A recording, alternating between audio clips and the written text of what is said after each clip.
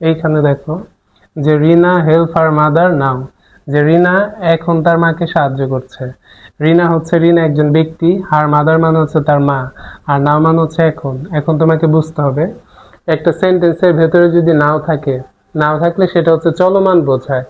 তাহলে যদি চলমান বোঝায় তাহলে অবশ্যই ভার্বের সাথে আইএনজি হবে। কি হবে? ভার্বের সাথে আইএনজি হবে।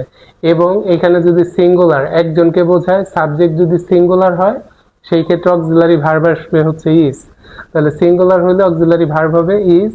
আর এখানে যদি প্লুরাল হইতো তাহলে অক্সিলারি ভার্ব আসতো আর।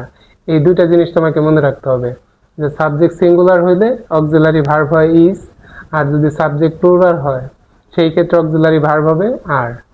আর সেন্টেন্সের ভেতর শুধু নাও না, নাও, অ্যাট দিস মোমেন্ট প্লাস হচ্ছে অ্যাট প্রেজেন্ট, এই তিনটি শব্দের যে কোনো একটি থাকলেও সেখানে হচ্ছে সেম রুলস, যে অক্সিলারি ভার্ব প্লাস ভার্বের সাথে আইএনজি হবে। তাহলে এখানে দেখো রিনা আছে, তাহলে হচ্ছে কি হবে, একজন ব্যক্তি হলে ইজ হবে, আর নাও থাকলে ভার্বের সাথে কি হবে, আইএনজি হবে।